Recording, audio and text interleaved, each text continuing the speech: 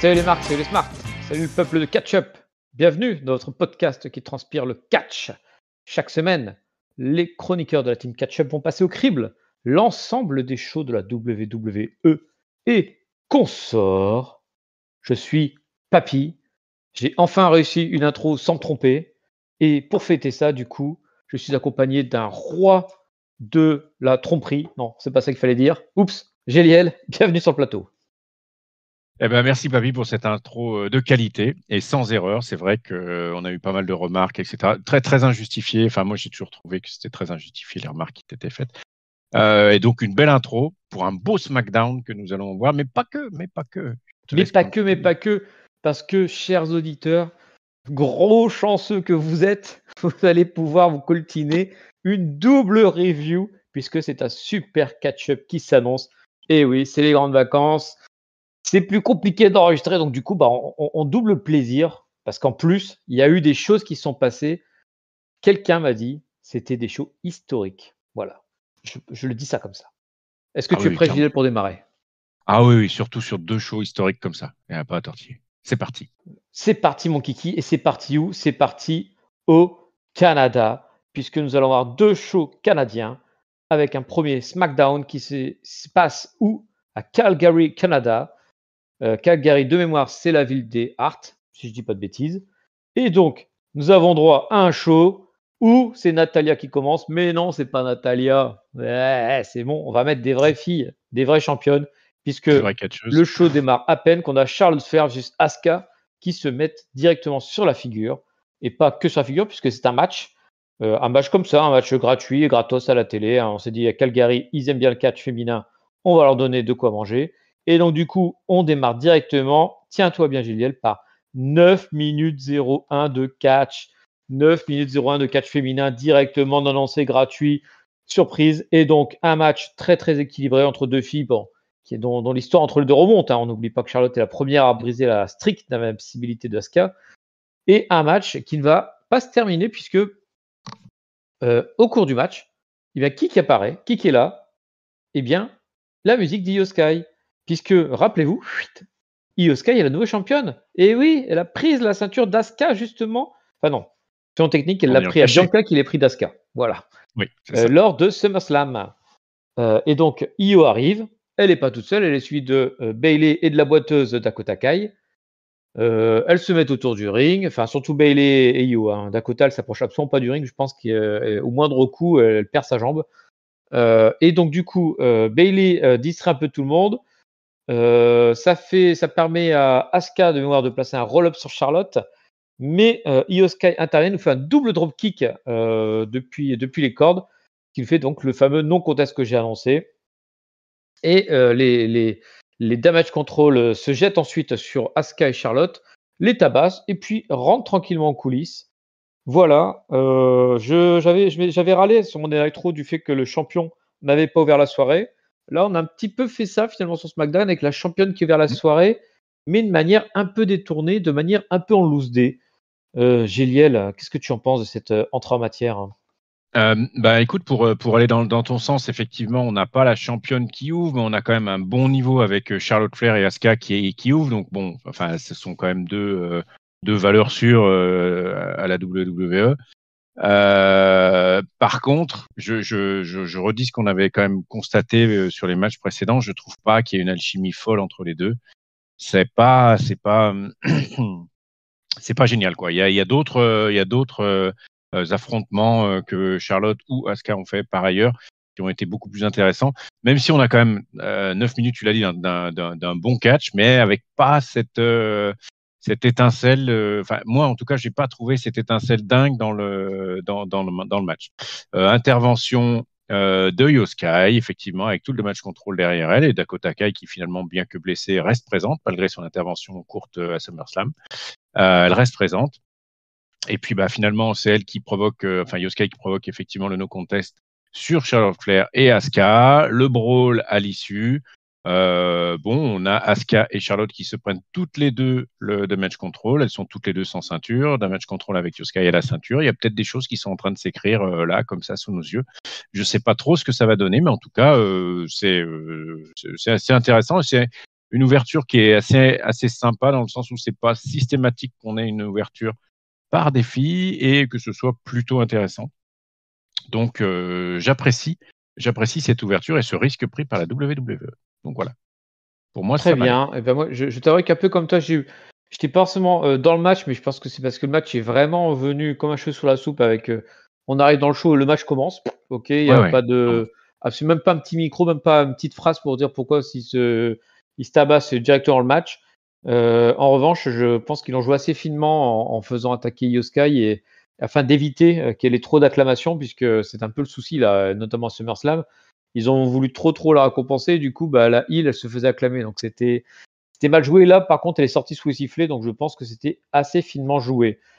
Mm. Est-ce que quelque chose d'autre est finement joué? C'est peut-être la tactique d'Austin Theory, puisque Austin Theory, attention, premier épisode de la soirée, premier épisode de la saga, Santos Escobar est dans les coulisses, il est en train de tchatcher par rapport à son match qu'il attend plus tard dans le show contre Austin Theory, donc match pour le titre US. Et bien sûr, bah, vous en doutez par rapport à mon intro, Austin Theory l'attaque. La grosse baston commence, ils sont séparés par des officiels. Et au moment où ils sont séparés, en fait, il y avait Escobar qui était monté sur un espèce de coffre là, où il était couché Les sur le caisses dos tout derrière, là. en invectivant Austin Theory. Et puis Austin Theory, en se barrant, il met hop un gros coup sur le coffre et referme en fait le coffre sur la jambe d'Escobar. Et donc, du coup, on a Escobar qui prend cher sur sa jambe et qui ira voir, excuse-moi, le médecin pour la suite du show. C'est ça, c'est la canicule, j'éternue.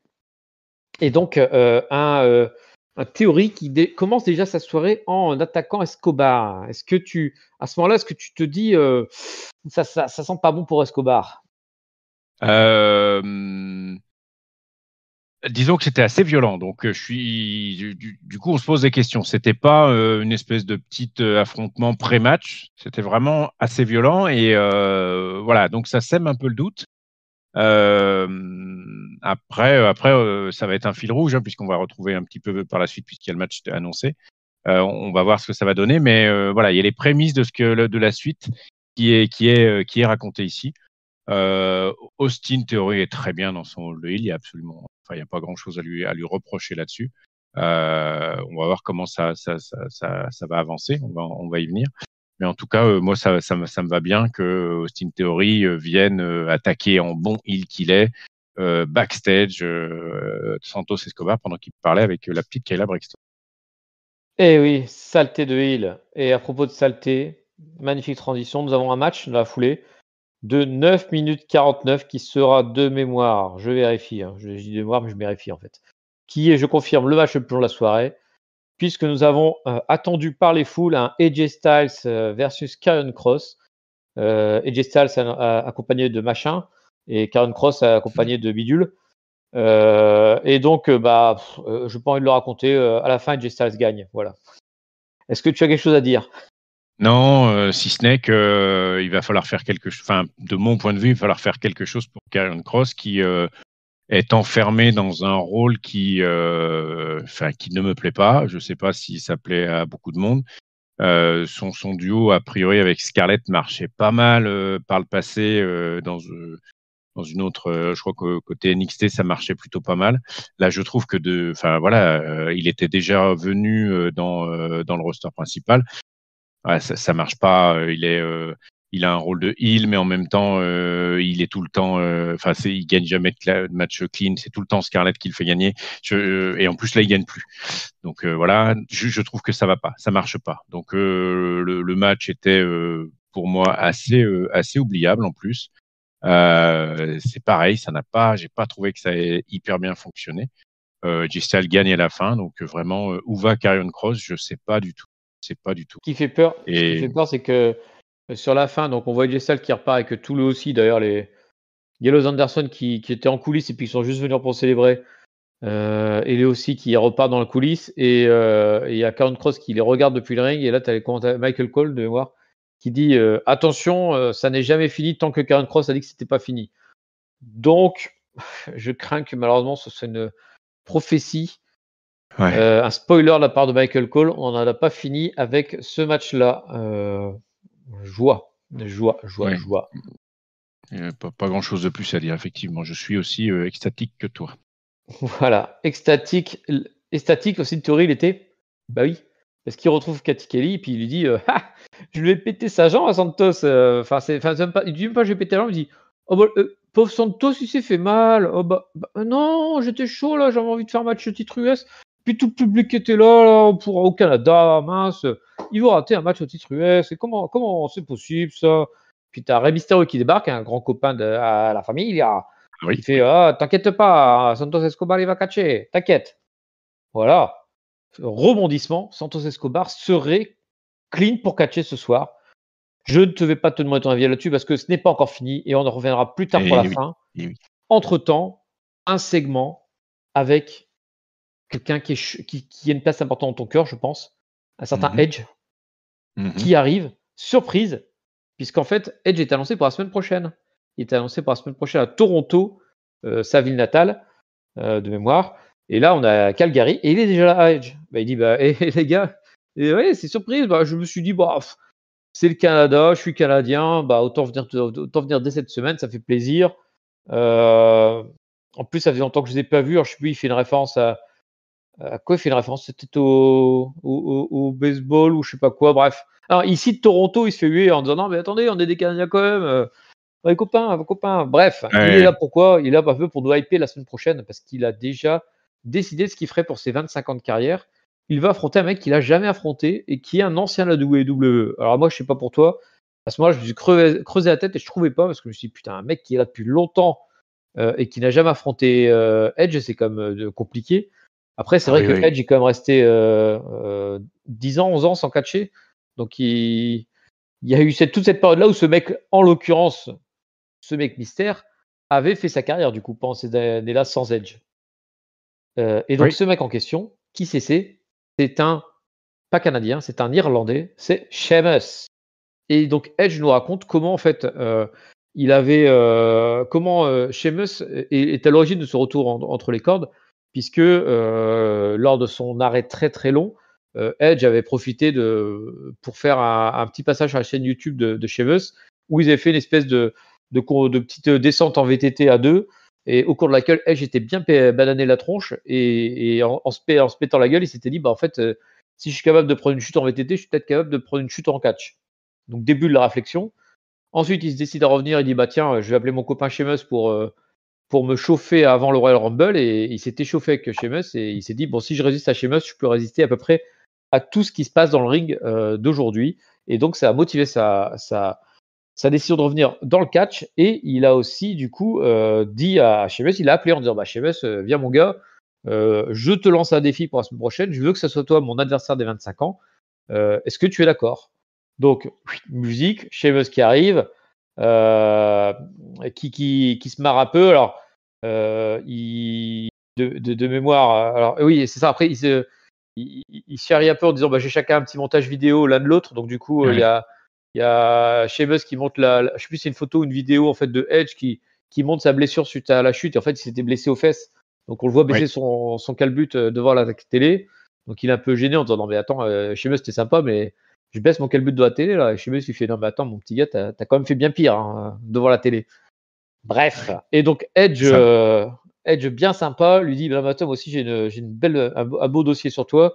Et je crois que c'était un dossier de Sheamus sur le vélo de sa fille ou un truc comme ça. Oui, c'est ça, c'est ça. Heu et donc voilà, donc du coup il se chambre un peu et puis bah et Sheamus en profite pour dire: «Bah attends Edge, tu as une anecdote? Bah moi aussi j'ai une anecdote parce que figure-toi que peut-être que je t'ai remis dans le ring, mais toi tu m'as mis dans le ring dès le début puisque j'étais, à l'époque encore en Irlande, je sais pas si j'allais devenir catcheur professionnel ou pas ou si j'allais juste, je crois qu'il disait comptable, il disait, ou un autre métier comme ça, peut-être analyste, je ne sais plus. Bref, ou dans la data, voilà. Sheamus en tout cas, il voulait faire un travail de bureau, ça j'avais bien compris ce truc-là. Et il dit: «Bah j'ai, et à un moment, j'ai été voir les superstars du catch de la WWE qui faisaient un passage en ville et il y a un des rares gars qui m'a pas pris de haut et qui est venu, me parler, pour, bah, justement que je puisse partager mon début de carrière amateur avec lui, sa carrière de catcheur professionnel. Bah, c'était un certain Edge, puisque c'est vrai que Edge a commencé très jeune, en fait, donc du coup, dans le début des années 2000, Edge catchait déjà et avait rencontré Sheamus. puisque Edge est un peu plus vieux que Sheamus, mais pas beaucoup. Hein. Il doit avoir 4-5 ans d'écart, je crois. Et donc voilà, Sheamus dit c'est avec plaisir que j'accepte ton match. Et il lui susurre à l'oreille au moment de lui serrer la main. Par contre, j'espère que tu vas pas le regretter. Voilà, j'ai fait assez long, mais en même temps, j'ai trouvé que c'était une excellente promo, donc j'ai essayé de vous en donner le plus possible. C'est rare que je me souvienne de tête de quelque chose comme ça. Donc ça m'a pas mal marqué et je voulais savoir du coup, Gélial, si toi aussi ça t'avait marqué. Alors moi, le retour de Edge, ça me fait plaisir, surtout qu'il a reçu comme une ball pop. Bon, alors après, c'est quand même normal, hein, on est à Calgary au Canada, donc il est un peu en terrain conquis. C'est très très bien finalement que ça arrive à ce moment-là. Deux choses. Un, je trouve que la WWE a été un peu feignante sur l'histoire à construire pour cet affrontement entre Edge et Sheamus. D'une part, ça c'est ma première remarque. Au pressentiment. Parce que c'est facile, quoi. Enfin, il se passe rien, quoi. Ok, les 25 ans, ok, Sheamus, ok, c'est le seul que j'ai jamais combattu. C'est léger en termes de contenu pour la raison sur la tronche dans le ring. Maintenant, une fois ceci dit, je trouve que les deux ont bien assuré, quoi. Et que le moment, comme tu l'as dit, a été sympa, quoi. C'est juste que j'ai trouvé ça quand même assez léger, que Edge tout était un peu mielleux, tout était un peu gentil. Je trouvais ça un petit peu, enfin, souvenons-nous, Edge, il était quand même, même il était plus le heel comment ça s'appelle, de Judgment Day avec toute cette période-là. Il restait quand même sur quelque chose d'assez un peu méchant. Et du coup, le voir gentillet comme ça, moi, voilà, je trouvais que c'était un peu rapide. Mais vu qu'il est en part-time maintenant, il peut finalement changer, vu qu'il est là tous les 3 mois, il peut avoir des alignements qui sont peut-être pas systématiquement toujours les mêmes d'un coup sur l'autre ou qui peuvent varier. Voilà, donc juste, j'ai trouvé ça un peu facile. J'aurais aimé qu'il y ait un peu plus de construction ou que ça soit amené sur 2-3 semaines. Mais il fallait donner du temps sur 2-3 semaines à Edge pour faire ça. Et puis sinon, tu l'as dit, hein, ça a bien parlé, c'était plutôt sympa. Il revoyait des trucs, il y avait un hommage de Sheamus à Edge. J'ai trouvé ça pas mal. C'est juste que, voilà, j'aurais aimé que ce soit amené différemment et que ce soit peut-être un peu plus construit et qu'il y ait un peu plus de hits sur ce truc-là. Après, comme tu l'as dit, Sheamus a dit à Edge qu'il espérait qu'il n'avait pas fait d'erreur en faisant ça. Alors, il s'est serré la main gentiment à la fin, mais peut-être qu'il peut y avoir un bout de truc qui peut s'exprimer là-dessus où ça va être finalement un peu plus sympa qu'un sparring partner ou qu'un petit match de basket en 1 contre 1, voilà, en termes d'intensité, en termes d'attendu. Voilà. D'accord. Non, alors moi je le prends totalement l'autre sens. Je le prends vraiment comme un one shot. Genre le match qui sera juste un 1 contre 1, et d'ailleurs j'espère, qu'il sera en main event de SmackDown de la semaine prochaine. Mais tu sais, genre, un classique entre les deux, une demi-heure. Faites-vous plaisir, les deux ils finissent complètement rincés, mais ils ont donné au public pour leur argent. Je le sens plus comme ça que vraiment qu'incorporé dans une storyline. Donc du coup, la justification à l'arrache Ouais, je vois. me choque pas parce que je me dis c'est un one shot en fait. Ils avaient besoin d'un truc marquant pour les 25 ans. Ils font ce match-là, puis le public va ressortir les yeux pleins d'étoiles. Peut-être que je me trompe, hein, tu as Ouais. peut-être tout à fait raison. Non, mais c'est Bon, sympa qu'on ait 2 visions différentes d'un truc comme ça, c'est de partager, c'est sympa. Très bien. exactement, voilà, les deux options sont sur la table. Peuple de catch-up, à vous de trancher.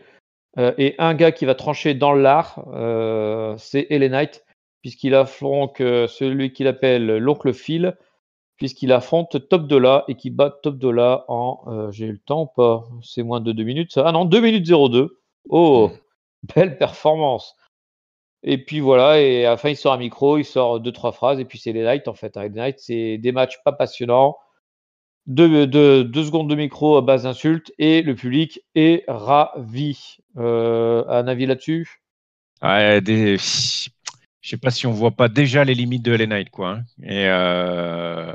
Alors, on savait qu'il avait une hit dingue, on savait que la WWE profitait, il faisait durer, etc., etc.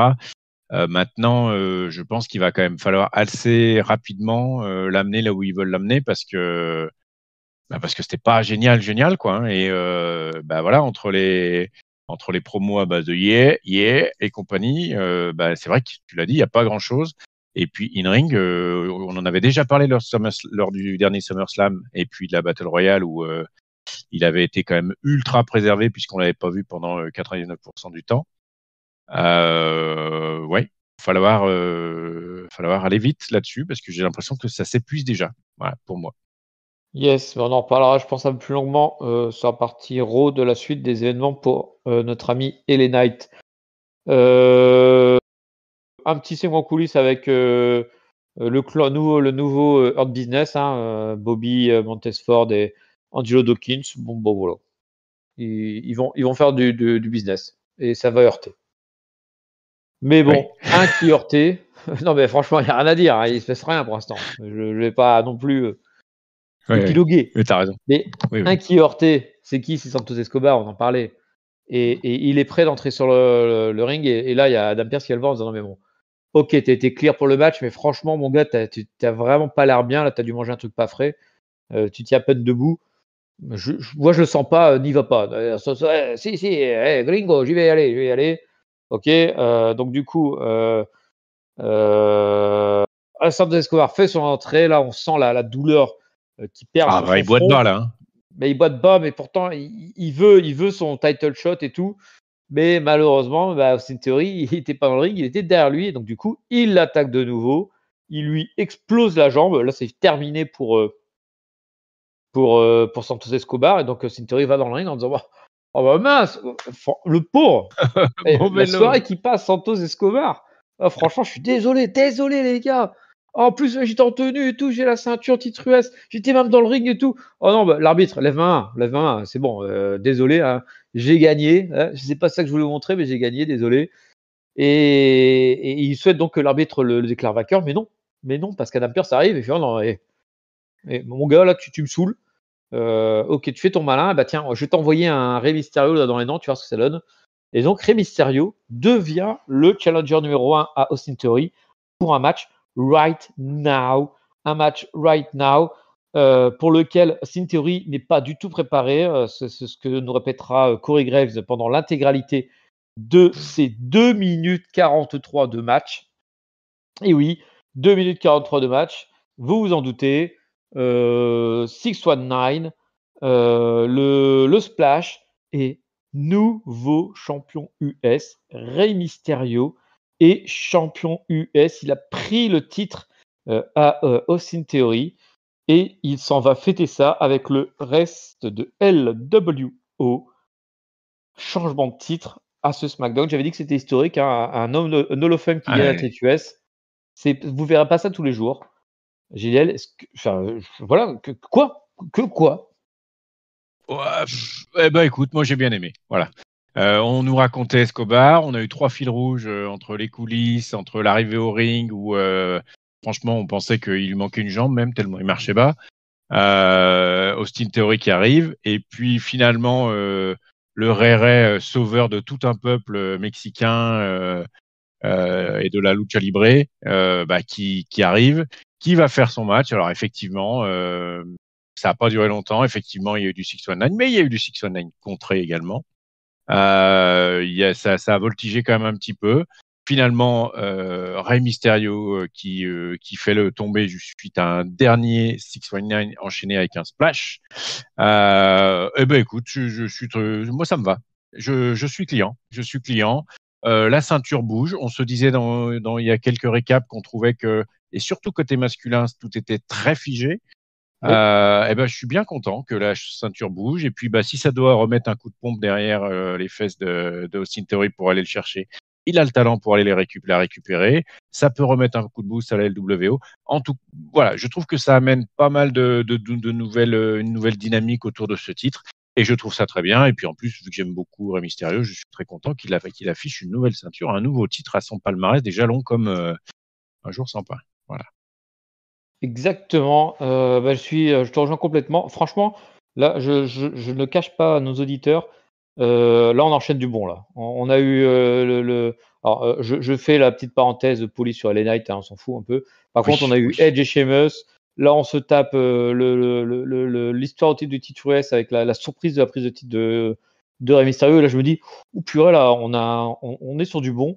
Et on était sur du bon. Et d'un coup, qu'est-ce qui se passe? Bah, c'est le segment final. On l'avait annoncé toute la soirée. Moi, je ne voulais pas annoncer, mais bon, vous avez qu'à regarder les bandes annonces. C'est le moment, le post-SummerSlam, le moment finalement où Roman Reigns vient célébrer sa conservation de titre et surtout le fait d'avoir conservé sa place de chef d'attribut, puisqu'il a battu Jey Uso, on se rappelle, après l'intervention de Jimmy. Et donc, du coup, Roman Reigns fait son entrée. Rapidement, alors non, c'est pas ça. En fait, il est tout seul et il dit à Paul Heyman, mais au fait, Jimmy, il arrive quand là avec nous? Copain, il arrive quand? Et Paul Heyman fait, Jimmy, je sais pas moi, je l'ai pas vu. Alors Roman Reigns fait, non mais comment ça tu l'as pas vu? Attends, je viens à la fêter mon titre et tout, et il y a pas de Jimmy. Et à ce moment-là, tu as un mec en cagoulé qui arrive sur le côté du ring, c'est Jimmy, qui arrive par le côté et qui monte. Et là, il y a le petit échange qui commence, qui s'installe entre Roman Reigns et Jimmy Uso. Et un échange finalement qui va que dans un sens, puisque c'est Roman Reigns en fait qui remercie Jimmy. Enfin, Jimmy, franchement là, je t'endoie mon gars là, ça se passait pas terrible et tout, mais bon, je savais que je pouvais compter sur toi. T'as un bon gars. Je t'en dois une. Qu'est-ce que je peux faire pour toi? Allez, une bagnole. Jimmy, bagnole. Non? Un bateau. Jimmy, un yacht. Tu veux le yacht, Jimmy? Hein? Non, tu veux pas le yacht? Euh, et, et il propose. Et donc il continue à proposer. Attends, j'en suis où? Ah non, oui. Jimmy à ce moment-là, il fait non, attends, je veux pas de tes merdes là. Je veux pas de tes trucs. C'est pas pour ça que j'ai fait ça, quoi. Et c'est même pas pour toi que je l'ai fait ça. Il fait non. Et Roman, il continue. Il fait non, mais Jimmy, je sais ce que tu veux. Tu veux être mon bras droit. Et là, au moment où il dit Right Hand Man, la musique ça retentit. Et qui débarque? Vous vous en doutiez, hein, parce qu'il y avait déjà un Uso dans le ring. Et l'autre Uso, c'est JJ qui arrive. Et JJ, il arrive et il n'est pas content. En fait, il attrape directement il arrache le micro des mains à Jimmy Uso. Il fait non, mon gars, il va falloir que tu t'expliques là parce que je suis chaud là. J'ai besoin de comprendre là. Ça fait 37 ans là qu'on se bat tous les deux pour ensemble dans le ring et voilà, j'ai besoin de comprendre. Donc tu vas m'expliquer, voilà. Donc voilà, démerde-toi, bouffe. Hop. Donc il redonne le micro à Jimmy qui lance son explication en disant et qui continue finalement sur un peu ce qu'il avait dit à Roman en disant non mais c'est pas pour Roman Reigns que j'ai fait ça. J'en ai rien à foutre. C'est un tocard. Ce mec-là, rien à foutre et tout. C'est ce qui est drôle en fait, c'est que t'as les deux Usos qui discutent et t'as Roman Reigns qui est totalement accessoire derrière en disant avec son petit sourire de façade qui s'efface petit à petit en disant plus personne me respecte. Et donc Jimmy explique qu'en fait il a attaqué Jay non pas parce que pour aider Roman, mais parce qu'il a peur que Jay devienne Roman en fait. Il a dit on a toujours été un binôme, on a toujours été parfaits ensemble et tout. J'ai vu ce que le pouvoir avait donné à Roman, c'était devenu un vrai salopard, une ordure. Enfin, il lui a dit tous les noms tous les noms d'oiseaux du monde avec Roman Reigns qui est à mettre derrière en train de pleurer en disant mais vas-y, je suis juste derrière, qu'est-ce que tu fais? Et donc voilà. Et Jimmy finit en disant voilà, moi j'ai rien contre toi, j'ai fait ça pour te protéger. Si tu veux me taper, vas-y, tape-moi maintenant. Et Jay en fait, on voit qu'il hésite. Hein, c'est la fameuse hésitation de Jay, c'est un peu ce qu'on a eu quand même depuis 2 ans. Et finalement, il tourne le dos à son frère en baissant la tête. Et Jimmy voyant ça, il quitte le ring aussi en baissant la tête.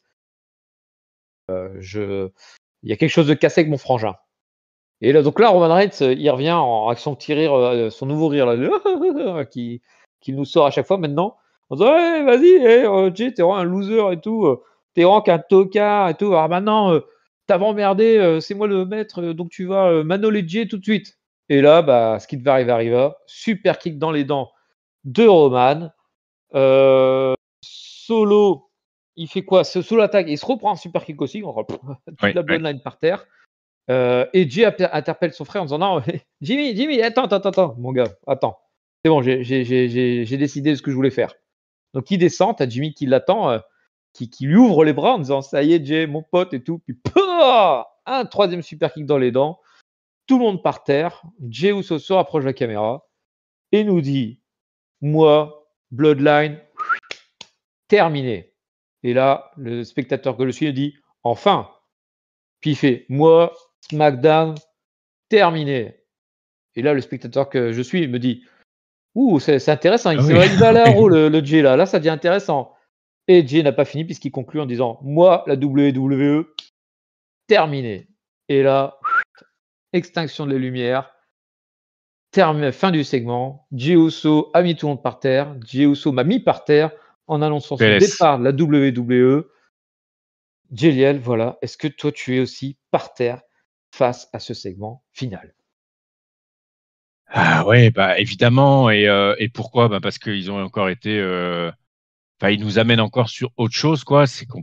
Enfin, au moment où on se disait, bah on va partir vers quelque chose d'un petit peu plus léger, ou ça, enfin léger, peut-être un peu en dessous, puisque on se disait la justification de l'intervention de Jimmy à SummerSlam, ça pouvait être lié à la jalousie. Donc, enfin, moi je l'avais dit lors de la review de SummerSlam, j'avais l'impression on descendait d'un cran en fait en termes d'intensité, en termes d'enjeu par rapport à tout ça. Et d'ailleurs, la première partie du segment avec Jimmy qui dit non mais c'est pas toi le cœur du truc, moi je l'ai fait par rapport à mon frère, confirme d'ailleurs ce qu'on s'était dit. Pour autant, l'intervention de Jay qui fait mine de vouloir faire un câlin à son frère et qui lui fait le super kick final avant d'annoncer effectivement qui se barre et de SmackDown et enfin et de la Bloodline et de SmackDown et de la WWE, on repart encore sur quelque chose d'assez dingue. Pour la petite histoire et pour donner du crédit encore à toute cette histoire, Jey Uso a bien été déplacé sur le Alumni? site de la WWE. Oui, c'est ça. Et donc, il ne fait plus partie des catcheurs de la Oh là là là WWE là. aujourd'hui. Donc, on repart encore sur un truc d'un niveau à nouveau stratosphérique avec un Roman Reigns qui est un peu en retrait, qui a fait un petit pas de côté sur cette histoire, mais finalement, enfin, c'est pas que je retire ce que je disais, l'impression que j'avais au sortir de SummerSlam était la bonne, à savoir que je pensais qu'on était sur quelque chose d'un peu plus léger. Et là, avec cette annonce-là, on repart encore sur un truc absolument dingue, avec finalement le fait que Jey Uso, lassé de tout ça, se casse. Et voilà. Et que voilà. On sait pas. Du coup, on repart sur, on sait pas ce qui va se passer, on sait pas ce qu'ils vont devenir, on sait rien du tout. Et c'est encore génial. Et on a encore envie de savoir la suite, une fois de plus. Donc, ils sont très forts. Et donc, j'ai adoré. Eh bien voilà, bah, moi je te rejoins 100%. Ils sont très très forts. Bon, je vais pas non plus. On connaît la Bloodline, hein, ils font souvent des retournements de situation qui se retournent assez vite. Donc je n'imagine pas Jay vraiment quitter la WWE. On serait surpris, mais bon, franchement, je serais très très très très très très très surpris. En revanche, on va dire ce retournement de situation-là, je ne l'ai pas vu venir du tout. Et il m'a bien mis sur les fesses. Et ben on a fini ce SmackDown, mon très cher Géliel. Avant d'attaquer le Monday Night Raw qui a suivi, je vais te demander, comme le veut la coutume, ton Bien top, sûr. ton flop et ta note pour ce SmackDown de Calgary, Canada. Ouais, je vais faire. J'utilise la jurisprudence GLL qui fait que dans les tops et les flops, on fait n'importe quoi. Oh, c'est pas vrai, non, Alors, oh, oh. non, non, non. Je vais mettre un flop au début du Vas-y. SmackDown, Oui. avec un truc qui a mis du temps à se mettre en place, des matchs que j'ai trouvé quand même très moyens, une ambiance qui est venue quand même très doucement. Et puis un top à la fin de ce SmackDown qui, une fois de plus, nous a embarqués en nous faisant oublier le début et en nous laissant un super segment Edge avec un changement de ceinture dingue et puis un nouveau rebondissement stratosphérique dans la Bloodline. Donc un top sur cette fin de SmackDown. Et puis comme je suis quelqu'un de parfaitement simple dans mes analyses, je vais mettre une très bonne note puisque à la fin j'étais très content. On va dire ça, hein, n'est-ce pas? Donc on va partir sur un 4 parce que j'ai bien aimé toute la fin et la dynamique qu'ils ont amené. Je te dis à partir de l'arrivée de Edge, même si j'en ai pas dit que du bien, mais sur le fait que c'était quand même bien amené, on avait basculé sur la suite du SmackDown qui m'a plu. Voilà. Très bien. Et ben moi, je vais Je vais je reprends Géliel, du coup, en mettant un triple top pour les 3 derniers segments, voilà. Et voilà, rien à battre. J'aimerais bien mettre un double flop pour les 2 précédents, mais je vais juste axer sur AJ Styles versus Karrion Kross qui n'a aucun intérêt et qui était le match le plus long de la soirée. Parce qu'à la limite, les filles, elles ont quand même réussi la petite pirouette avec Io Sky. Donc il y avait au moins cet intérêt-là. Avec AJ Styles, Ouais. Karrion Kross, il n'y a rien. 10 minutes de catch qui Non. servent à rien. Et d'ailleurs, c'est assez drôle finalement parce qu'on n'est pas très content de la première heure et content de la deuxième, alors qu'on a eu 20 minutes de catch sur la première heure et 5 sur la deuxième. Donc finalement, le catch est accessoire. Et j'en profite pour donner un deuxième flop à Cage Match, notamment aux gens qui donnent des notes parce qu'ils ont mis 6,58 à ce show sur 10 parce qu'il n'y avait pas assez de catch, c'est nul, on veut du catch comme à l'AEW. Arrêtez, c'est de la daube. Regardez du vrai spectacle, du vrai entertainment, la WWE qui nous donne je te suis GLL, 4 pour ce SmackDown qui était de trop belle facture, qui nous a scotché, qui nous a fait, agripper le montant du canapé, tellement nous étions tendus dans cette fin de show. Et j'espère que l'Euro sera du même acabit. Mon GLL, on attaque tout de suite. Direction la suite du Canada. Nous ne sommes plus à Calgary, nous sommes à Winnipeg, Manitoba, Canada. Winnipeg, la ville de Chris Jericho. Bravo GLL. C'est ça. C'est ça, c'est exactement ce que tu voulais dire. C'est pas ce que j'ai dit? Si, je l'ai entendu dans ma tête. Pareil. Et donc, du coup, un Monday Night Raw, 3 heures de catch cette fois-ci, 3 heures de Canada, et un show qui va démarrer, qui va pas du tout. Alors, je veux le dire tout de suite, c'est pas du tout la même chose que SmackDown. Hein. Là, c'est beaucoup plus de classique. Il y aura des choses intéressantes quand même que je vais vous conter tout de suite, puisqu'on démarre avec un segment in-ring avec le Judgment Day, jusque-là du classique. Le Judgment Day qui se passe le micro à tour de rôle, jusque-là du classique. Et un truc qui est drôle, en fait, c'est qu'ils nous font la promo habituelle de ok, non, mais on nous dit que le Judgment Day, ça va pas, mais en fait, ça va et tout, vous inquiétez pas. Et puis, à un moment, t'as comment il s'appelle comment ça s'appelle J'arrive plus. Damien Priest qui se stoppe et qui fait ouais, non, en fait, non, il y a un truc qui va pas là. Enfin, je comprends pas. Je comprends pas qu'on soit pas champion du monde. Je comprends pas.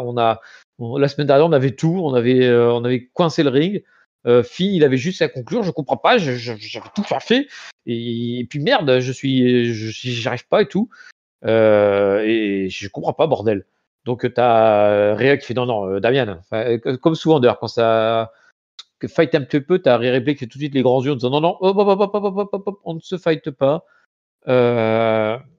Et donc du coup, qu'est-ce que j'allais dire? Oui, et donc du coup, il se fight un peu. Et d'ailleurs, Finn Balor n'est pas là en plus, donc ça énerve encore plus Damien Priest. Oui. Et une musique retentit, mais ce n'est pas Finn Balor qui arrive, c'est Jenny McDonough, le compagnon irlandais de Finn Balor qui vient. Et donc du coup, notre ami Damien qui est toujours chaud, il fait bon, je ne m'énerve pas, mais bon, mon petit JD McDonald, là, d'abord les initiales du Judgment Day, t'es mignon, mais c'est pas toi que je veux parler. Moi, c'est un Irlandais, un ancien champion universel à qui je parlais, pas un mec de NXT, là, un vrai Irlandais, quoi. Et puis, t'as JD McDonald qui dit non, ok, non, je suis pas là, pour mêler vos histoires, je dis juste un truc. C'est que Finn il m'a dit, voilà, c'est un peu, c'est le nouveau nom de Johnny McDonald, c'est Finn m'a dit. Finn m'a dit que ça serait bien qu'on pète la gueule à ces empêcheurs de tourner en rond que sont Cody Rhodes et Sami Zayn. Donc Cody Rhodes, ça sera Finn qui va s'en occuper en main event. Voilà, main event, Finn Balor, Cody Rhodes. Et Sami, je lui ai déjà pété sa tronche la semaine dernière, mais a priori l'œuf sur son coude n'est plus là, et donc du coup, il faut lui repéter le bras. Et donc je vais m'en charger right here, right now. Oh, et donc du coup, qui c'est qui arrive? C'est Sami Zayn. Un Canadien au Canada, ça cartonne. Et donc nous avons un match qui démarre, un match de 11 minutes 45. On est à Raw, il y a plus de temps. Dans lequel en fait le fameux JD McDonough va s'acharner finalement sur Sami Zayn. Attends. Si. Ah oui, non, il avait déjà attaqué avant le match en fait, parce qu'avant le match, Sami Zayn avait attaqué Jimmy McDonough et grâce au Judgment Day, du coup McDonough avait pris le dessus et claquer Zayn contre le poteau. Donc voilà, donc avant le match, JD a tabassé Sami. Durant le match, JD s'acharne sur Sami. Je sais plus du tout en fait comment ça se finit. Je suis désolé, mais bon, en gros, à la fin, Zayn gagne avec son elbow Oui. kick et il s'échappe du coup pour éviter les attaques du Judgment Day et de Finn Balor qui était intervenu dans le match en fait. Voilà, Finn Balor était intervenu pour essayer de déconcentrer Sami Zayn. Et donc du coup, Sami Zayn s'en est sorti quand même et a remporté la victoire. Désolé pour ce petit mélange. Géliel, est-ce que tu pourrais me remettre mes idées en place? Non, mais globalement, tu as tout dit. Après, c'est une intervention, enfin, ça a été une intro à tiroir, en fait, avec pas mal de choses qui ont été présentées. On a plusieurs pistes. On a effectivement Damien Priest et sa mallette qui est toujours très, très. Qui est dans un moment un peu tendu en ce moment. Et puis, il y aura un fil rouge qu'on va voir un petit peu plus tard. Mais il y a quand même. Voilà, on voit qu'il y a quand même le fil rouge avec Cody Rhodes, avec Damien Priest. Il y a le fil rouge avec Cody Rhodes flûte, putain, et Sami Zayn. Il y a toujours Dominique qui se fait huer en permanence, qui n'arrive pas à en placer une. Là, on voit arriver effectivement McDonagh qui arrive maintenant dans l'histoire un peu plus précisément. Je sais pas trop. Moi, j'ai trouvé ça un poil bordélique. Mais on va voir ce que ça donne. Sami Zayn versus J.D. McDonagh, d'accord, ok, pas de problème, on va voir ce que ça donne. Mais il y avait le Jugement Day pas loin. On voit que le Jugement Day est pas venu dans un premier temps pour aider McDonagh. On va voir ce que ça donne. Moi, j'ai trouvé ça un peu brouillon, un peu bordélique, mais c'était le début et il va y avoir pas mal de références encore à ce match et puis à cet affrontement de manière un peu globale par la suite. Et puis effectivement, comme tu l'as dit, Sami Zayn s'échappe de Baylor à la fin. Donc ça nous tisse aussi quelques petites histoires par ailleurs. Yes, c'est parce que je crois c'est que je ne vais pas revenir trop sur cette histoire de Jugement Day jusqu'à la fin, si je peux y arriver ou pas? Oui. Non, c'est compliqué parce qu'il y a Ouais, non, il y a encore 2-3 trucs. Hein. Si je parlerai peut-être de Rhea quand même en plein milieu. Bon, je trouve un truc parce que effectivement, ça sera un fil rouge assez épais. En attendant, on va aller en coulisses un peu parce que là, on va faire un peu de coulisses, voilà, un peu de segment micro, puisqu'on a un premier segment micro avec Chelsea Green. Chelsea Green, on l'a évoqué la semaine dernière, qui n'a plus sa partenaire Sonya Deville, qui s'est pété les ligaments du genou. Et donc Chelsea, il est en train de se plaindre auprès d'Adam Pierce parce que Adam Pierce lui dit, désolé, t'as plus ta partenaire. Qu'est-ce que ça veut dire? Ça veut dire que tu n'as plus ta ceinture. Eh oui! Et Chelsea, non, elle dit non, attends, je ne suis pas d'accord. Hein, je peux trouver une nouvelle partenaire. Et d'ailleurs, j'ai une idée à ce niveau-là. On va faire des auditions. Et quiconque viendra à ces auditions et arrivera à me plaire, et du coup, elle sera ma nouvelle tag team partenaire. Donc, ils sont en train de discuter avec Adam Pierce. Donc là-dessus, tu as les deux cacas là, Kaden Carter et Kata Chance qui arrivent. Et qui disent à Chelsea, d'accord, ok, dès que tu as ta nouvelle copine, tu vas voir, et nous on va t'affronter, hein, parce que nous on est en copine aussi. Voilà. Et elles n'ont pas le temps de dire ouf que un tank leur roule dessus. Pouf. Non, ce n'est pas Chelsea, c'est Doudrop. Je l'appelle toujours Doudrop, moi je préférais Doudrop. Hein. Piper Niven. Certains l'appellent Piper Niven. Moi je l'appelle Doudrop. Doudrop arrive et roule sur les deux filles. Et dit à Chelsea, voilà, c'est moi ta nouvelle partenaire. Chelsea Green fait, non, t'as pas capté. Il y a des auditions, tu peux participer, hein, bien sûr. Hein. Oula, je vais pas te contrarier, ma petite, mais il y a des auditions et en fonction de ça, on décidera qui est ma nouvelle partenaire. Et là, Piper arrache la ceinture des mains de Chelsea Green et fait non, elle dit non, t'as pas compris, c'est moi ta nouvelle partenaire. Et fin du segment, je peux vous dire qu'officiellement, Piper Niven est désormais championne par équipe puisque l'équipe a été officialisée. Doudrop Chelsea Green est la nouvelle équipe championne du monde tag team féminine. Qu'as-tu pensé de ce segment, Géliel? Est-ce que finalement la violence de Doudrop compense le fait que ce soit complètement à l'arrache ce truc? Non, le sentiment de à l'arrache est resté jusqu'au bout pour moi et donc voilà. J'ai pas été forcément extrêmement emballé par le truc. Déjà que Chelsea Green, c'était pas. Alors il fallait quand même faire quelque chose d'assez propre, au moins d'un peu écrit par rapport à la blessure de merde. Aide-moi.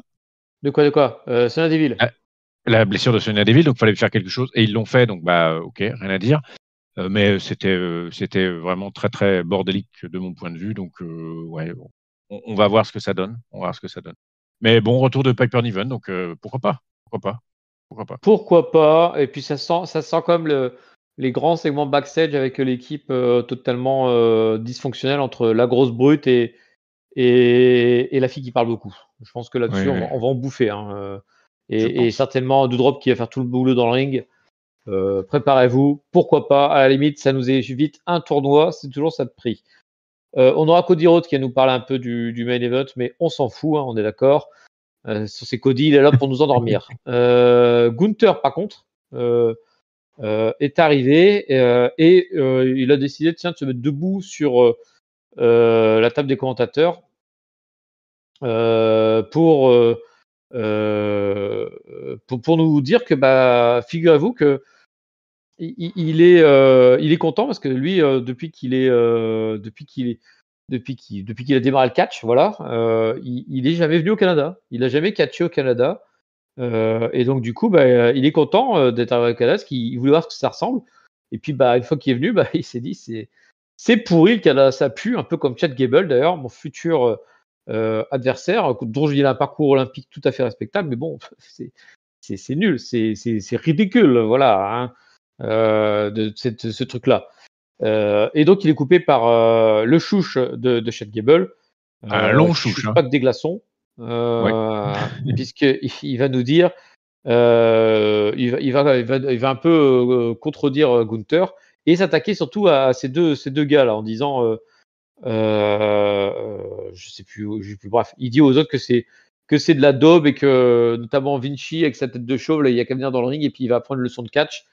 Euh, et là-dessus, tu as Ludwig Kaiser qui prend le micro, qui décidément est un peu le leader micro de ce clan-là, puisqu'il va nous dire dans un magnifique français que je crois qu'il parle super bien français de mémoire, Ludwig Kaiser. J'ai ce souvenir-là en tête. Et qui nous annonce que Johnny Vinci est la crème de la crème de la WWE, en français dans le texte. Oui, il dit ça, il dit crème de la crème, effectivement.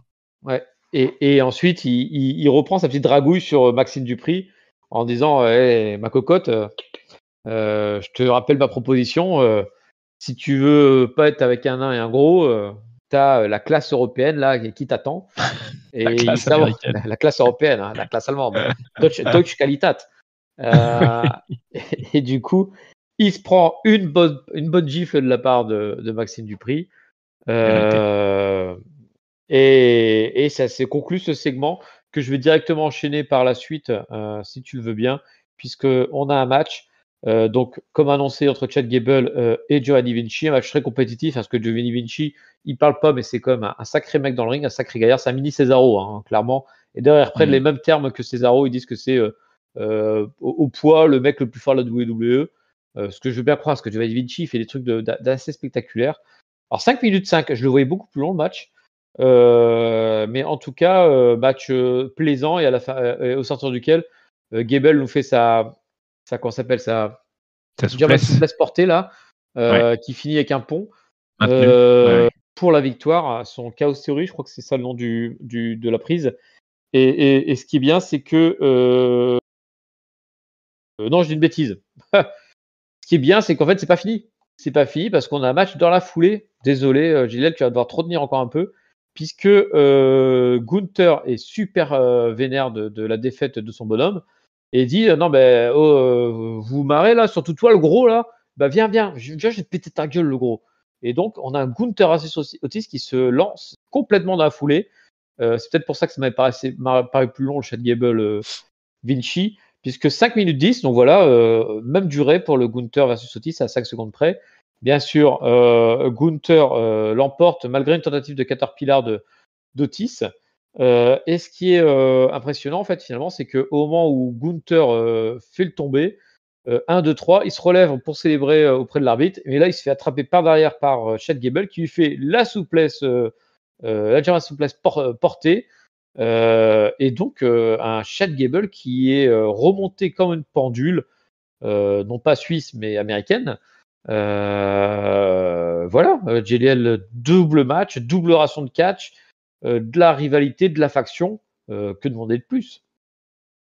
Ah bah oui, puis là c'était non, bah là c'était sympa. En plus, il y a une espèce de 3 vs 3, alors pas complet, hein, parce que Maxime Dupri étant pas voilà, mais disons que ça faisait faction contre faction, et ça c'était plutôt sympa. J'ai trouvé ça plutôt sympa, et en plus ça donne du temps de catch à, comme tu l'as dit, à de bons catcheurs qui sont évidemment en retrait enfin côté Imperium, côté derrière Gunther, mais qui sont quand même très très bons quand l'occasion leur est donnée.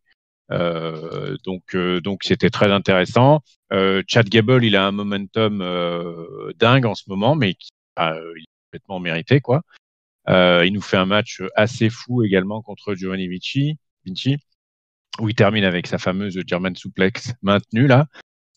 Donc il bat Giovanni Vinci. Giovanni. Giovanni.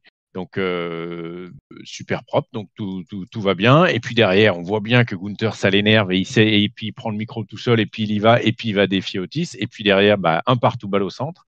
Gunther qui gagne versus Otis. Il lui met une espèce de coup de pied dans la face au moment du Caterpillar de Otis, qui est d'ailleurs assez sympa. Oui. Powerbomb est terminé. Otis, bonsoir Otis, et donc un partout, et donc moi je trouve ça très très très sympa, d'autant que je sais pas, tu l'as dit ou pas, mais à la fin il y a Gable qui fait aussi sa souplesse sur Gunther une fois que le match est terminé, donc qui nous montre encore un Gable tout fort, donc très bien, très très bien, moi je suis très content, j'ai bien apprécié ce moment, et en plus ça s'écrit plus facilement que les segments précédents. Du coup, ça se lit plus facilement que la partie avec Judgment Day, avec Baylor, avec Rhodes, McDonagh et compagnie. Donc, du coup, peut-être que j'étais peut-être un peu plus fatigué à ce moment du visionnage du Raw. Du coup, c'est passé beaucoup plus facilement ce segment-là que le segment précédent. Donc, j'ai bien aimé. Voilà. Très bien, ouais, effectivement, je revois le Caterpillar contré. J'ai trouvé que par contre que Otis, il avait un petit peu freiné tôt son Caterpillar. Il a eu du mal, Oui. mais bon. Il l'a arrêté tôt. D'habitude, il va un peu plus loin. Je suis d'accord. Enfin bon, allez, un petit passage en coulisses avec alors moi, un truc que je dis tout de suite, j'aime pas ça, c'est ils nous ont fait une séquence vidéo en disant: «C'est plutôt la journée», hein, pour expliquer qu'en fait le match va suivre directement derrière. Puisqu'en fait en vidéo, on a Matt Riddle, qui arrive, rencontrer Drew McIntyre, et puis qui lui dit: «Hey bro, j'ai un match contre les Viking Raiders, et puis du coup, je cherche un partenaire, et puis ça serait bien que ce soit toi, comme ça on pourrait faire une équipe Glass Bro, ça serait super drôle». Et ça fait un sourire McIntyre, mais qui dit: «Non mais OK, si tu veux, à la limite, on va faire un truc. Si tu trouves personne, et je réfléchirai à ta proposition». Voilà, en gros, c'est: «J'ai pas envie de t'aider, mais bon, allez, tu me fais pitié, je vais réfléchir quand même». Et donc on a le match dans la foulée, puisque c'était earlier today, hein, donc le match est dans la foulée, et donc on a Riddle qui rentre tout seul dans le ring, les Viking Raiders qui le suivent, et alors qu'on s'achemine vers un 1 contre 2, et non, il est gentil le Drew, et il vient quand même pour accompagner son ami Riddle. 9 minutes 30 de match. Les Glass Bros, voilà, je ne trouvais plus le nom, Oui. vous en doutez, vont s'imposer avec notamment du finisher en veux-tu en voilà, et puis un Claymore pour le compte de 3 pour finir le match. Et tant que j'y suis, je fais un fast forward un peu plus tard dans le show. Alors je ne sais plus quand, je crois que c'était super bien plus loin. Je ne sais plus quand c'était. Enfin bref, on aura les New Day qui vont croiser Matt Riddle et Drew McIntyre. New Day qui sont un peu vénères, j'ai pas trop compris pourquoi, mais qui disent Et ça s'est bousculé. hein? Ça se bousculait, oui. Ça se bouscule un peu. En plus, il dit: je comprends pas là, les gars, vous venez. Ah oui, c'est parce qu'en fait, il y a Riddle qui fait: bah tiens, on a tellement fait de belle équipe qu'on pourrait devenir champion par équipe. Il dit ça à McIntyre, et là, tu as une idée qui passe par là qui fait: non, mais allô, quoi, les gars. Voilà, je fais un peu le jeune. Allô, comment ça, Kofi a presque plus de cheveux, en plus c'est son anniversaire et tu crois que et toi tu dis que tu vas être champion du monde, tu penses pas au vieux de la vieille là, les New Day. Tu veux pas lui tu lui pourris son anniversaire quoi à Cody. Et donc du coup, Kofi pardon, Kofi. Oui, c'est pas le même. Et donc Kofi, Kingston t'as Riddle qui s'est excusé un peu, puis t'as Kofi Kingston qui fait non, non, mais de toute façon, enfin, je sais pas, moi, les gars, vous êtes même pas une équipe, de toute façon, on voit bien que enfin, Drew McIntyre, il peut pas te piffrer. Bah d'ailleurs, on va vous tester semaine prochaine, 2 contre 2, on va voir qui est la vraie équipe. Et voilà, challenge lancé pour la semaine prochaine. Donc du coup, je t'ai fait un gros paquet cadeau. Que penses-tu du match pour les Viking Raiders et du coup des New Day qui tombent par derrière sur cette équipe nouvellement formée? Le match, je l'ai trouvé plutôt sympa. Bizarre, enfin, étonnamment, j'ai trouvé que l'alchimie était pas mauvaise entre Drew et Matt Riddle. Alors c'est vrai que ça avait été annoncé. Le petit segment était rigolo en mode plutôt dans la journée là. Ouais, le match était sympa. Ivar et Eric sont quand même aussi deux très bons dans leur style. Alors, moi, je trouve qu'ils sont quand même un peu victimes d'un gimmick un peu spécial, quoi, avec leur peau de bête là. Je suis pas ultra fan, mais n'empêche que ça reste une très bonne tag team. Ils ont des mouvements ensemble qui sont vraiment chouettes. Et puis du coup, Matt Riddle qui se retrouve un partenaire vu que Randy. Alors, je crois je sais pas, hein, mais il m'avait semblé qu'il avait été à Winnipeg, mais peut-être que je me trompe. Et il y avait une belle alchimie avec Drew McIntyre et du coup, ça a bien marché. Le match était plutôt sympa, donc content. Derrière, effectivement, l'intervention du New Day, pourquoi pas. Ça fait longtemps qu'on les avait pas vus, même si ça bruisse avec Biggie, de peut-être revenir, peut-être pas revenir, etc., etc. En tout cas, ça fait un moment qu'on les avait pas vus à deux combattre en tag team, donc je suis content aussi. Donc voilà, moi content. Très bien, bah, si tu es content, je suis content aussi. Effectivement, je suis interloqué euh, par New Day. Voilà, New Day. Est-ce que c'est juste un match un peu, ils se mettent juste en heal sur ce match-là pour booster un peu McIntyre et Riddle? Est-ce qu'il y a vraiment un changement de personnalité? McIntyre, d'ailleurs, qui n'était pas super sympathique avec Riddle au début, hein, donc il y a vraiment beaucoup de choses à imaginer. Et un peu comme on l'a eu pour le titre US à SmackDown, il peut se passer à peu près tout là-dessus. Ça sera surprenant. Petit match sans intérêt, puisque on a Rhea Ripley qui a battu Indy Hartwell. On se souvient la semaine dernière, Rhea Ripley avait été attaquée par Raquel Rodriguez, qui n'est toujours pas clair pour le match. Et quand elle avait repris le dessus, du coup, tu avais Indy Hartwell et Candice LeRae, les copines de Raquel, qui étaient venues l'aider. Et donc maintenant, elle affronte Indy, qu'elle a réglé en combien de temps, la pauvre Indy? Ça va pas durer 5 minutes, cette affaire, hein. Ça va Non, pas non, c'est durer très 5 court. minutes. 3 minutes 05, voilà, compte réglé pour Indy Hartwell. Et post-match, du coup, Candice LeRae attaque Rhea Ripley. Donc j'imagine qu'on aura droit à un Candice versus Rhea la semaine prochaine, le temps que Raquel soit prête pour affronter Rhea Ripley. Quelque chose à dire là-dessus? Ouais, on occupe le terrain. Hein, j'ai envie de dire, on sort les accordéons pour meubler en attendant. Là, l'accordéon, là, il est un peu gros, hein, pour le coup, ça se voit un peu. Donc non, oubliable, mais on comprend pourquoi ils font ça. Ils auraient peut-être pu sortir quelqu'un d'autre, je sais pas. Mais on comprend, ça va. On comprend, voilà, c'est pour occuper, c'est un peu le problème de Rhea Ripley championne, c'est que pour l'instant, c'est toujours des matchs pour occuper, hein. Ouais, Vivement putain. qu'il y ait la compétitivité dans cette affaire. Pour haute compétitivité, on a un certain homme qui était en main event la semaine dernière et qui a fait quelque chose de pas bien puisqu'il a attaqué dans le dos Seth Rollins. Je parle bien sûr de Shinsuke Nakamura qui est interviewé par Michael Cole. Et puis Michael Cole qui veut savoir pourquoi en fait Shinsuke Nakamura a attaqué Seth Rollins à l'issue de leur victoire en main event la semaine dernière. Et donc Shinsuke Nakamura va répondre dans son plus beau japonais qu'on ne sait pas en fait. On ne sait pas parce qu'il nous parle japonais. Alors moi je parle parfaitement japonais, mais bon j'avais l'oreille bouchée donc j'ai pas compris. À noter que il va entrecouper des fois ses phrases par des phrases en anglais mais je ne comprendrai pas plus. J'ai juste cru comprendre qu'il voulait être champion du monde, mais je ne suis pas trop sûr. Et puis au bout de 5 minutes au moins comme ça, à voir du japonais live raconté par Nakamura qui va en plus lui mettre aucune emphase et juste faire et ben Seth Rollins arrive tout resplendissant dans une tenue soyeuse et des lunettes. On voit bien que le petit Seth la vue commence à baisser, hein, c'est l'âge. Et puis qui du coup dit ah mon petit Shinsuke, tu m'as bien eu, hein. Tu m'as eu mon coco. Mais tu sais quoi, ça m'a gratté un petit peu là, ça m'a bien vénère et je cherchais une solution pour te rendre l'appareil. Puis je me suis dit qu'en fait, la solution pour rendre l'appareil, c'est finalement d'accepter ta demande. Tu veux un match pour le titre de champion du monde? Je te le donne. Et comme ça, je pourrais te péter ta gueule. Donc c'est très bien. Il suffisait de demander. Et donc du coup, je crois qu'il se serre la main, je sais plus où il serre la main ou il serre pas la main. Oui, il se serre la main. Et Nakamura s'en va du ring. Mais avant de s'en aller du ring, il susurre quelque chose à l'oreille de Seth Rollins qui le bloque sur place. Alors, est-ce qu'il a des photos de Becky Lynch ou pire, est-ce qu'il a des photos d'une certaine partie de l'anatomie de Seth Rollins qu'il a tendance à envoyer par texto à tout le monde?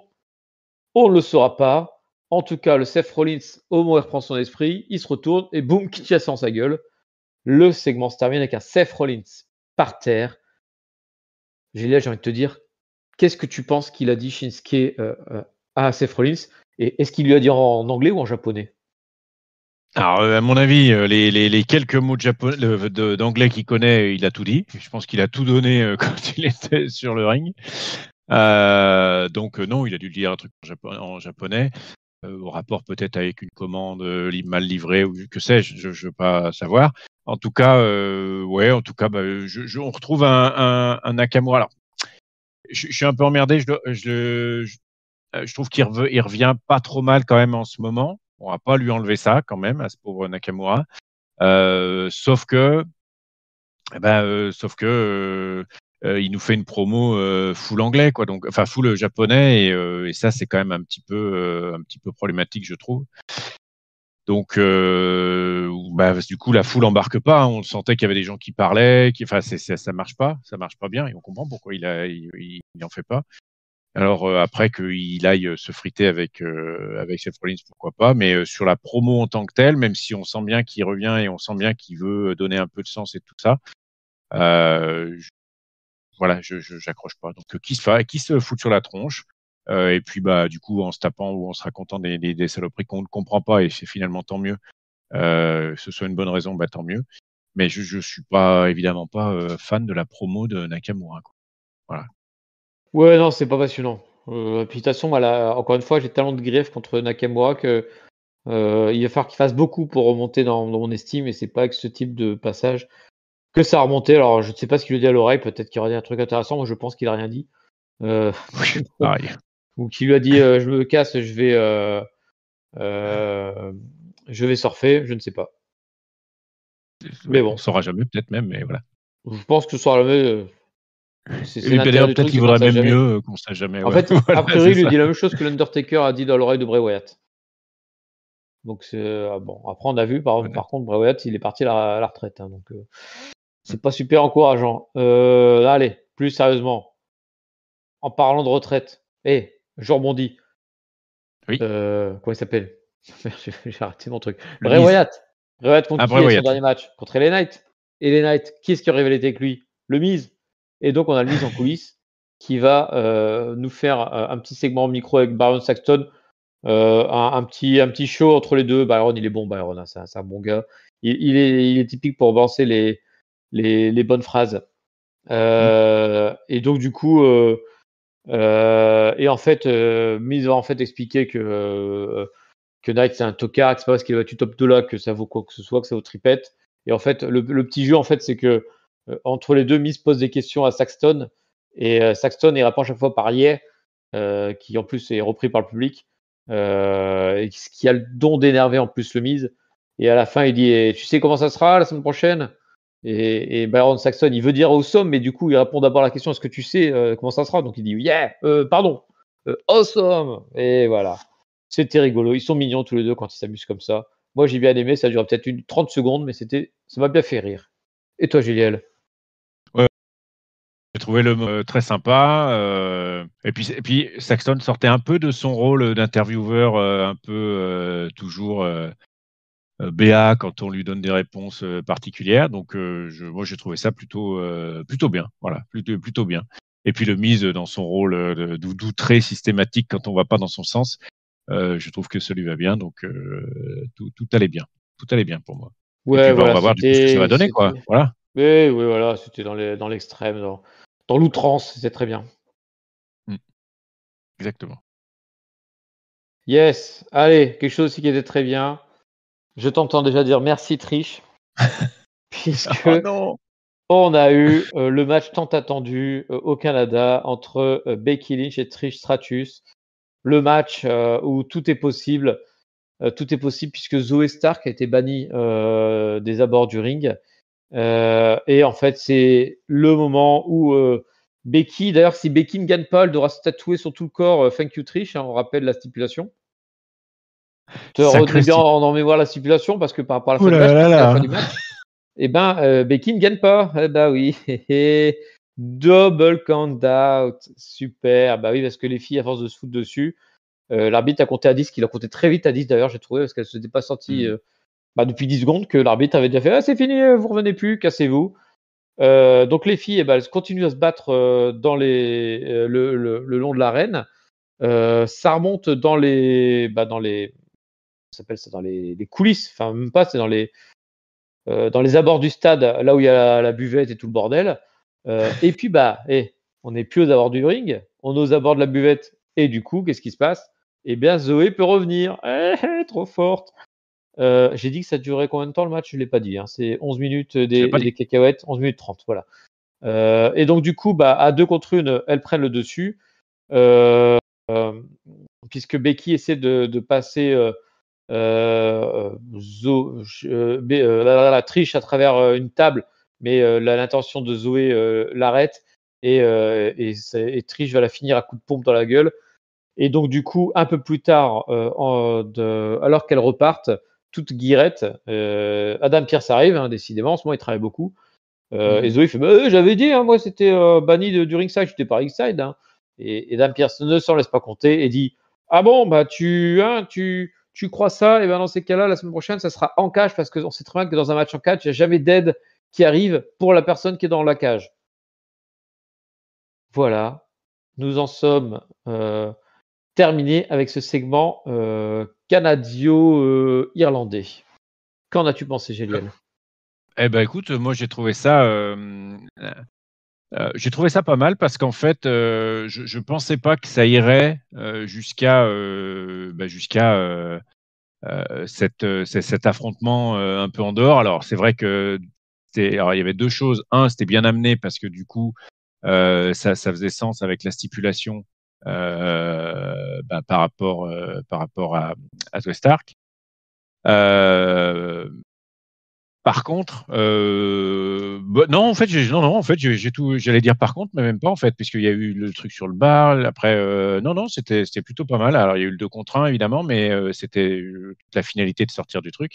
Moi, j'ai trouvé ça pas mal. Et puis après, tu as basculé sur la partie avec Dan Pierce, donc sur le Steel Cage match, là où je suis quand même beaucoup plus circonspect parce que voilà, faudrait pas que, un peu comme Ellen Knight, on voit les limitations un peu trop criardes de Trish dans un steel cage où, en l'occurrence, il y aura pas, on pourra pas jouer avec grand chose, quoi. Voilà. Le Pour steel faire cage, pour le semblant coup, ou le ouais. steel cage, l'avantage, c'est que comme tout tourne autour de jusqu'à la cage à 2 à l'heure, et je retombe, et après je me fais balancer la cage, les limites du catch, à la limite, elles sont plutôt bien couvertes sur ce type de stipulation. C'est pas, à la limite, un match à échelle, c'est plus complexe.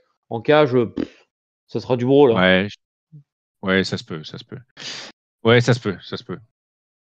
Ça se peut, et on le On saura verra. donc Ouais, ouais. semaine prochaine. Semaine prochaine, hein, Ouais, ouais, ouais, bien euh, sûr, bien sûr, bien pour sûr. avoir la réponse à ce segment-là.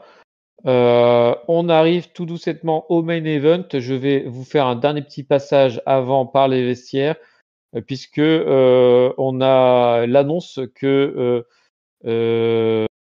que le match pour le titre intercontinental de Gunther aura lieu la semaine prochaine, puisque Gunther est extrêmement furieux de sa soirée. Il va pourrir à peu près tout le monde, et il va notamment pourrir Vinci qui fait Giovanni. que perdre, le Kaiser qui fait que penser à draguer, et aucun des deux qui fait son taf. Ouais, très, très et du coup, mécontent. il va montrer c'est qui le patron. Ouais, très, très mécontent. Très, très mécontent Gunther. Il a crié très fort en allemand. Allez, le main event, Cody Rhodes versus Finn Balor. Petit retour en arrière quand même, je l'avais promis. Je ne reviens pas sur le passage Cody, hein, je ne suis pas fou. En revanche, je reviens sur un petit passage habituel de la Bloodline, du Judgment Day, qui, après s'être engueulé sur le ring, se ravivoche en coulisses. Et notamment, Damian Priest qui dit à Finn Balor, je comprends pas, mon poteau, là, qu'est-ce que c'est que cette histoire? Tu nous envoies JD McDonald, là, pourquoi tu vas pas nous parler en direct et tout, mon poteau? Et donc, t'as Finn qui fait, ah, tranquilo. Tu sens quand Finn Balor essaie d'endormir tout le monde, il parle espagnol. Hein. Il fait, tranquilo, mi amigo, c'est bon, on va se sortir et tout. Et en fait, et donc il commence un petit peu à essayer de se rabibocher. Puis c'est là que JD McDonald, décidément, débarque. Et donc là, après, ça fait plus rire. Il fait, non, mais oh, j'en ai marre, là. Qu'est-ce qu'il fait là, le merdeux, là? Et donc, Finn, il sent que ça énerve Damian Priest. Donc, du coup, il demande à JD McDonald de t'éloigner un peu. Il fait, non, va jouer plus bas, là, mon copain. Je finis avec mes frérots. Et donc, le segment se termine avec un Judgment Day uni qui dit, on va tuer Cody Rhodes. Cody Rhodes arrive. Va-t-il se faire tuer? Je ne sais pas, je ne peux pas le dire, mais si je veux le dire, il ne va pas se faire tuer. Oui. 14 minutes 25 de match. Match, on s'en doute, équilibré. Match, on s'en doute, overbooké avec de la distraction. En veux-tu, en voilà. De l'intervention, en veux-tu, en voilà. Et à la fin, qu'est-ce qui se passe? Eh bien, Priest, alors que Dominique et Rhea arrivent à distraire l'arbitre, Priest Balor demande la mallette à Priest pour pouvoir attaquer Cody. Je crois qu'il a déjà pris un coup de mallette d'ailleurs dans la tête. Et donc Priest fait glisser la mallette sur le ring.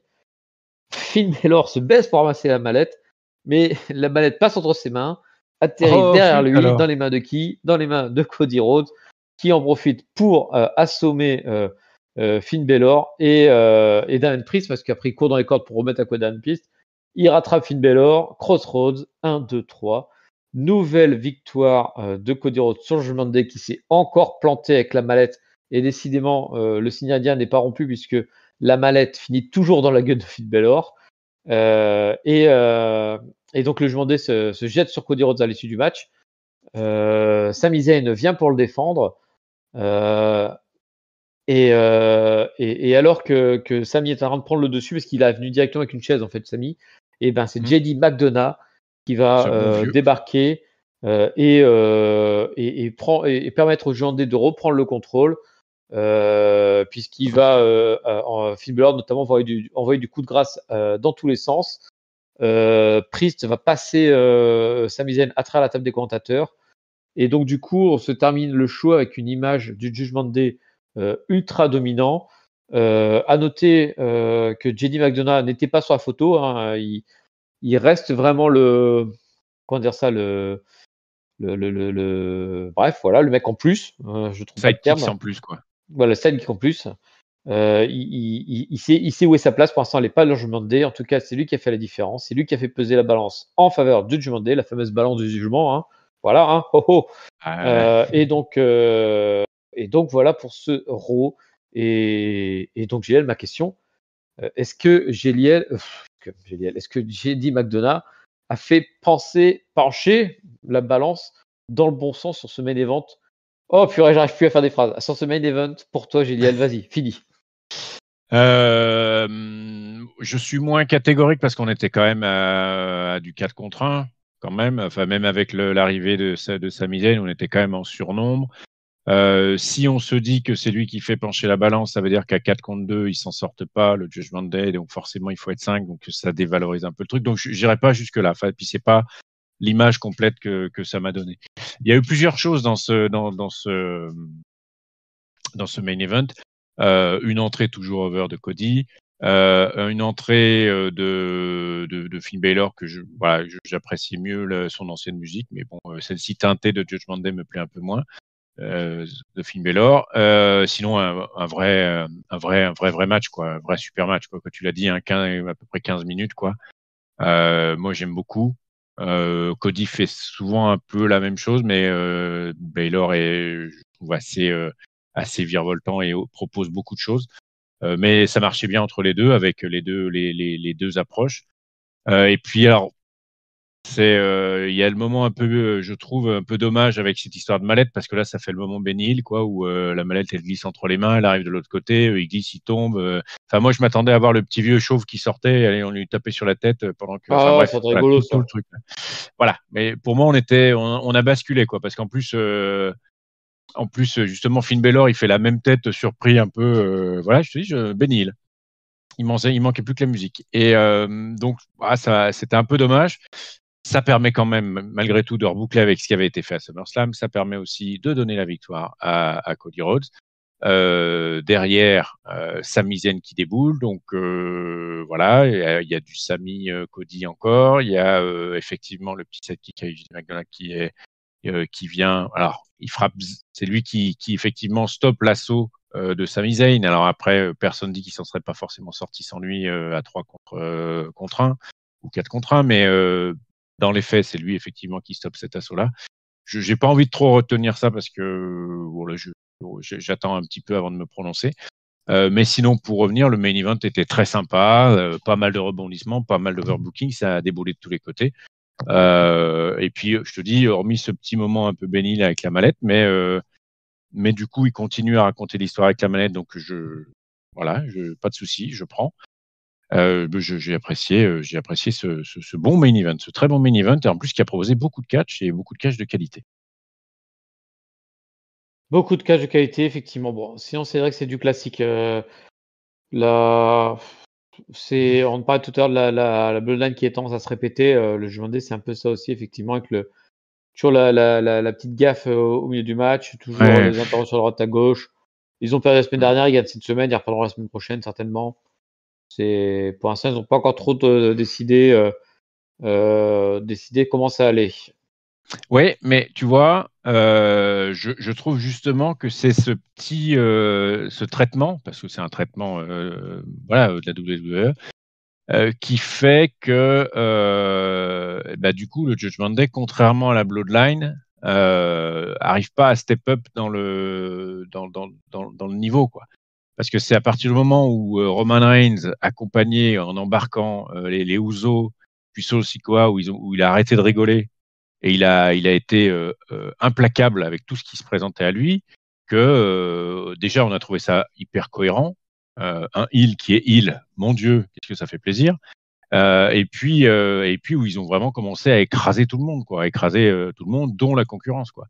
Et je trouve que tant qu'il y a encore ce petit truc rigolus avec la blague, la peau de banane la prochaine fois, etc.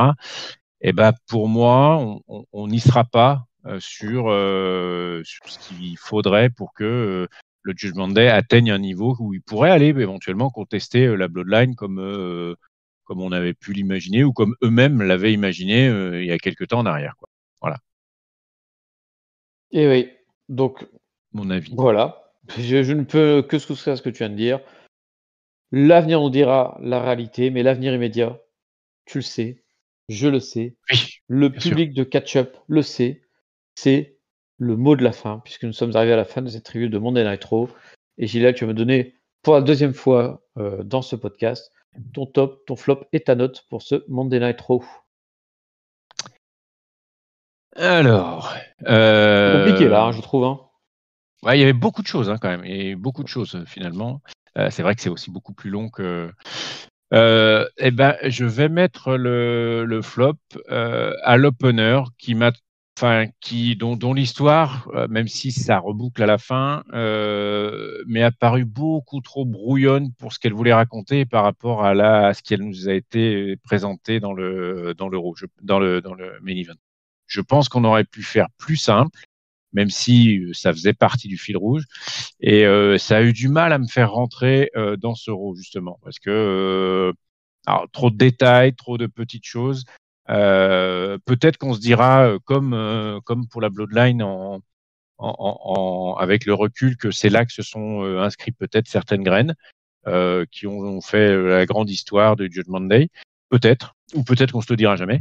Mais en tout cas, voilà, pour moi, à ce moment de l'histoire de Judgment Day, et puis de J.D. McDonald, je trouve que c'était trop touffu, trop pas suffisamment bien amené. Voilà, pour être clair. Donc ça va être mon flop, d'autant que, comme je te dis, il a eu le tort de me donner du mal à rentrer dedans.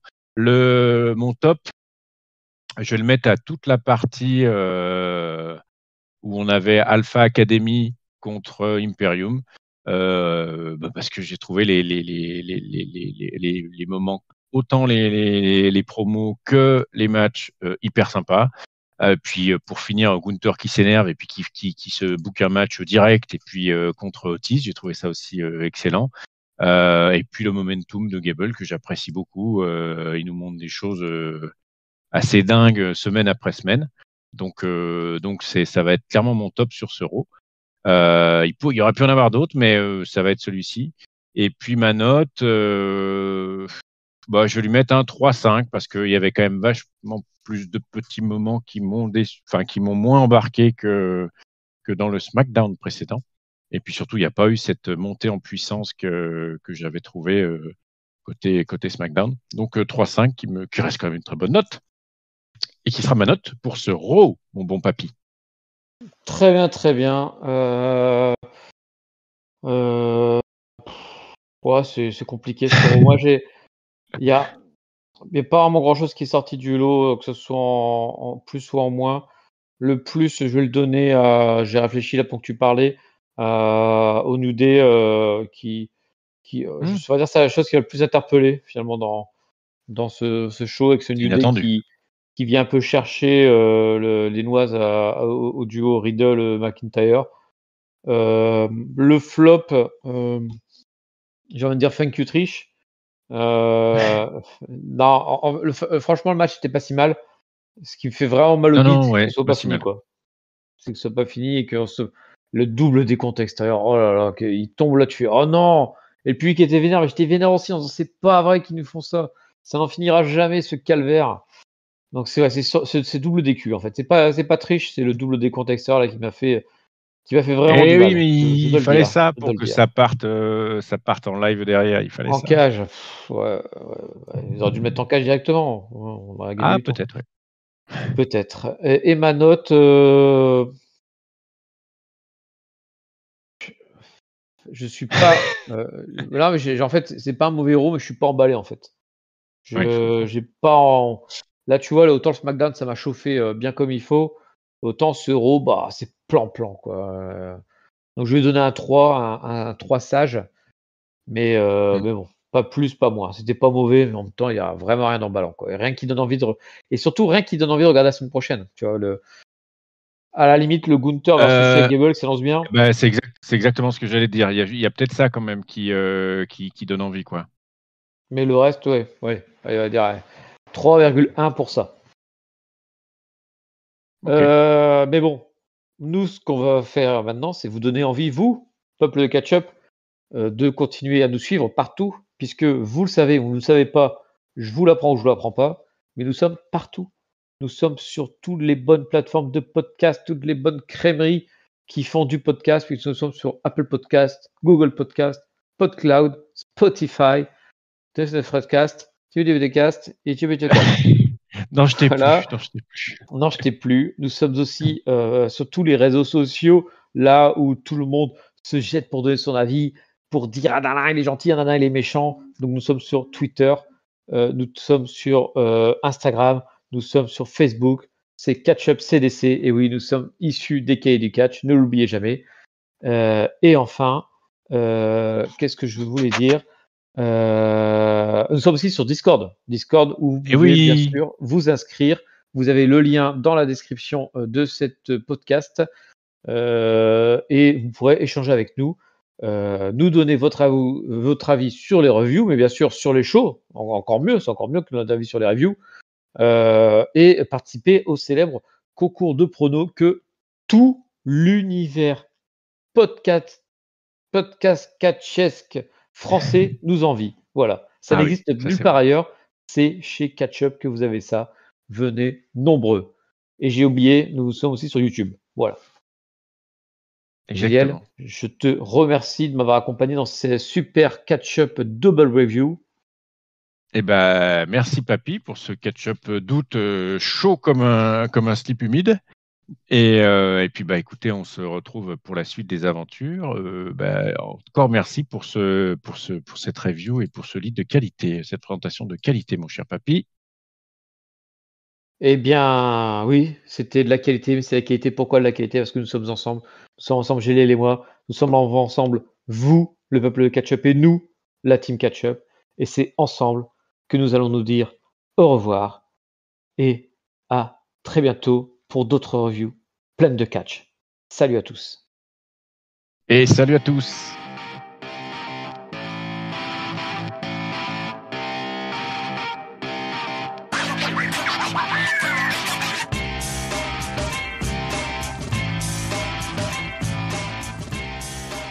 Hello, toi jeune qui est en train de monter ce podcast. Je suis actuellement en studio et j'attends de voir si Gilles revient, car il a cassé son casque en essayant de toucher au son. C'est un suspense insoutenable. Va-t-on avoir la review ce soir? Ou ne va-t-on pas? Est-ce que le temps que Géliel se connecte, je ne vais pas perdre de la batterie sur mon casque et du coup ne pas pouvoir enregistrer non plus? Ce serait une catastrophe. Le suspense est insoutenable. En tout cas, à date, l'enregistrement n'a toujours pas démarré.